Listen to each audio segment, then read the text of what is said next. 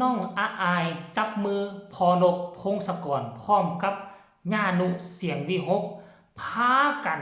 ทำบุญครั้งยิ่งใหญ่โดยการเป็นเจ้าภาพบุญพระเวทอยู่ทางจังหวัดอุดรธานีกับทักทายสบายดี FC ทุกทาน FC ทุกคนเนาะมาพบมาพอกับค่อยเจ๋เบาลาวในคลิปนี้เป็นเรื่องเล่าบุญสินกินทานผู้ทรงบ่คิดบ่ฝันว่า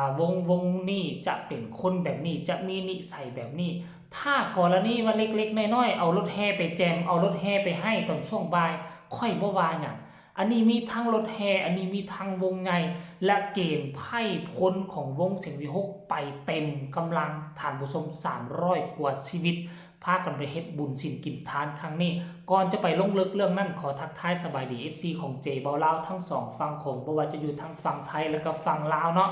เมื่อนี้อากาศเป็นจังไดทักทายสบายดีก็คืออยู่ทั้งสปป.ลาวนี่นะอากาศมันค่อนข้างว่าหนาวเย็นเด้อเริ่มต้นจากมื้อวานนี่แหละเพราะกรมอุตุนิยมบอกว่าวันที่16เนาะวันที่16หาวันที่19ว่าซั่นเด้คือกันกับเดือนที่ผ่านมาเนาะโอ้ยประกาศโป้งแต่ว่าฝนก็บ่ลงห่ำใส่นครหลวงเวียงจันทน์จักบาทบ่ลงใส่จักเม็ดแต่แขวงอื่นนี่มักเฮ็บตกลูกเฮ็บตกละเนระนาดหลังคาเพหลังคาพังแต่ว่าอยู่ เมืองเอกเมืองหลวงสัมผัสว่าบ่มีฝนจักบาทมีแต่ลมก็ฟ้าบดฟ้ามืดมาเพียงเท่านั้นเนาะท่านผู้ชมเนาะ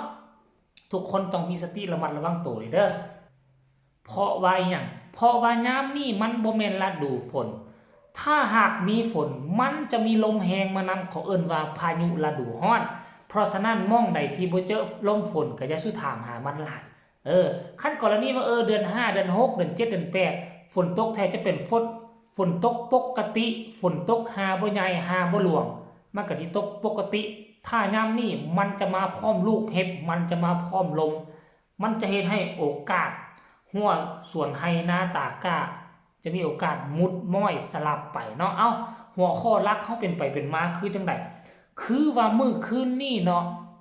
ทางบอสนกพงศกรก็ได้เคลื่อนไหวอยู่ทั้งเพจส่วนตัวของเพิ่นเนาะเพิ่นเคลื่อนไหวว่าจังไดเดี๋ยวจะอ่านสู่พี่สู่น้องฟังเด้อ วันที่29มีนาคม2568มาเอาบุญพระเวทน้ำกันครับว่าซั่นเด้สมหมอลำเสียงวิหกเต็มวงพร้อมรถแห่นกพงศกรช่วงบ่ายแสดงที่บ้านดอนแคนตำบลข้อใหญ่อำเภอแก้วกูจังหวัดอุดรธานีเสียงวิหกนกพงศกรเป็นเจ้าภาพบุญว่าสันสาธุพวกเจ้าฮู้บ่อำเภอแก้วกูมันมีแหล่งท่องเที่ยวที่มีชื่อเสียงเนาะมีแหล่งท่องเที่ยวที่มีชื่อเสียงนั่นก็คือรูปปั้นขนาดใหญ่เนาะอยู่ม่องอำเภอแก้วกูนี่ถ้าว่าเจเว้าลาวจำบ่ผิดได้ศาลาแก้วกูนี่อยู่อุดรหรือว่าอยู่หนองคายท่านผู้ชมมันมีศาลาแก้วกูจะเกี่ยวข้องกับอำเภอแก้วกูบ่ศาลาแก้วกูนี่เป็นแบบเดียวกันกับอยู่ที่ส่วนวัฒนธรรมเสียงควนหรือว่าส่วนเสียงควนเสียงส่วนพระรูปปั้นขนาดใหญ่เท่าเทียมกันแต่ว่าอยู่ทั้งวัดเสียงควนอยู่ทั้งแถวท่าเรือติดกับแม่น้ำโขงอยู่ทั้งฝั่งลาวนี่เป็นสถานที่นี่น้อยกว่าทั้งศาลาแก้วกูแต่ศาลาแก้วกูนี่มันจะเป็นอาณาเขตที่กว้างใหญ่กว่าแต่ผู้สร้างเป็นคนเดียวกันเนาะท่านผู้ชมเนาะบ่ฮู้ว่ามันเกี่ยวข้องกับอำเภอแก้วกูนี่หรือบ่ท่านผู้ชมถ้าผู้ใดฮู้ข้อมูลเรื่องราวตัวนี้ว่าอำเภอแก้วกูกับศาลาแก้วกูนี่เป็นสถานที่เดียวกันหรือบ่เนาะทักทายสบายดีกันซ้ำนี่ถ้าไผอยู่ใกล้อยู่ไกลเนาะไผอยู่มอกะละแม่นให้ไปร่วมอยู่ทางบ้านดอนแคนตำบลข้อใหญ่ฮันเดอร์เนาะถ้าไผอยู่ไกลไปบ่ได้ก็สามารถเบิ่งทางไลฟ์ไลฟ์สดบ่ฮู้ว่าเพิ่นจะเปิดไลฟ์สดกลุ่มปิดบ่หรือว่าเพิ่นจะไลฟ์สดให้ชมฟรีเพราะมื้อนี้เพิ่นเป็นเจ้าภาพเฮ็ดงานบุญต้องรอท่าเบิ่งทั้งเสียงวิหกของเขาเด้อว่าเขาจะเปิดไลฟ์สดฟรีบ่หรือจะเปิด ไล่สดกลุ่มปิดให้ซื้อบัตรจองตั๋วท่านผู้ชมเนาะและขอแนะนำอีกอย่างหนึ่งบุคคลที่สร้างเพจอยู่ทั้งแอปฟ้าขอความกรุณาอย่าก๊อปปี้อย่าสุไปดูคลิปของเพิ่นมาลงสร้างรายได้เป็นของตนเองแต่ถ้าจะดูดก็น่าจะดูดออกมาสั้นๆดูดออกมาม่องสำคัญแล้วเอามาตัดต่อเฮ็ดเป็นคราวแล้วจึงเอาไปลงมันจะเป็นการดีกว่าถ้ากรณีว่าไปดูดเอาของเขามาโดดโดยที่บ่มีตนเองลงทอกลงทุนจักหน่อยมันจะผิดกฎของเขามันจะผิดกฎระเบียบมันจะไปแตะต้องซ่องลักของเขามันจะก่อให้ในซ่องลักของเขามีปัญหาตามมาเพราะฉะนั้นแล้วถ้าพวกเจ้าอยากอยู่ในวงการนี้อยากเดินในเส้นทางนี้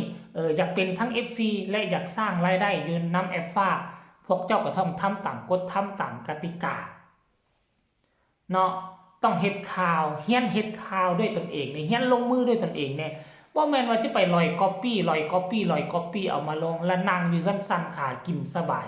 โดยที่เสียงคอบ่แห้งแล้วพวกเจ้าก็ได้เงินได้คำมันน่าเกลียดจักหน่อยนึงบัดเขาแจ้งความมาใช่มั้ยเช็ดน้ำหูถูน้ำตาเอากระเช้ามากราบมาไหว้แนวนั้นแนวนี้เป็น FC ต้องปกป้องและสนับสนุนวงและสนับสนุนศิลปินการสนับสนุนศิลปินและวงพวกเจ้าว่าจังได๋โดยการแชร์โดยการนำออกมาเฮ็ดข่าวบ่แม่นว่าโดยการดูดคลิปเอามาลงแล้วว่าเป็น FC มันกินง่ายโพดจานเนาะมันง่ายโพดเอาว่าอะไรก็ว่าท่านผู้ชมเนาะต้องขอแสดงความยินดีและขอย่องยอแล้วก็ขอชมเชยทั้งบอลนกพงศกรน้องอายแล้วก็ญานุ3เหล่าทัพนี่ได้ทำความดีขั้งยิ่งใหญ่ก็ว่าได้สำหรับค่อยว่าเอาวงใหญ่ไปแล้วยังบ่พอยังเอารถแห่ตื่มค่อยเห็นวงใหญ่ๆเขาไปทำบุญน่ะเขาบ่ค่อยจะทำบุญโดยวงใหญ่ขนาดนี้ดอกมันสิ้นเปลืองวงใหญ่ๆวงรวยๆวงมีเงินมหาศาลวงเกือบว่าเป็นอันดับ1ในแถวหน้าเมืองไทยก็ย่างขี้ไล่ก็เอาแต่รถแห่ไปให้เอารถแห่ไปให้อันนี้เอาทั้งรถแห่เอาทั้งวงใหญ่ไปลงน่ะป๊าโธและซ้ำบ่นำแน่น่ะจะจับคู่ลงไปแผ่บุญแผ่หยังต่างๆได้น้ำใจเจ้านี่น่ะยิ่งใหญ่กว่าเดือนกว่าดาวยิ่งใหญ่กว่าวงอันดับ1ของเมืองไทยด้วยซ้ำโอ้ยจังแม่นพอนกพงศกรมาอยู่กับน้องอายมาอยู่กับบอนุแล้วก็แม่นเข้ากันอำลำต่างคนต่างมีใจสินใจบุญกุศลท่านผู้ชมสมพออะไรอยู่นำกันและพากันสร้างสาพัฒนาแบบก้าวกระโดดเนาะขอแสดงความชมเชยขอย่องยอดสรรเสริญเอาไว้เพียงสำนี้ฝากทุกคนกดไลค์กดแชร์กดติดตามเพื่อจะพลาดในคลิปต่อไปที่สำคัญอย่ากดข้ามโฆษณาพบกันใหม่ในคลิปหน้าสำหรับคลิปนี้ขอกล่าวคำว่าสบายดีบาย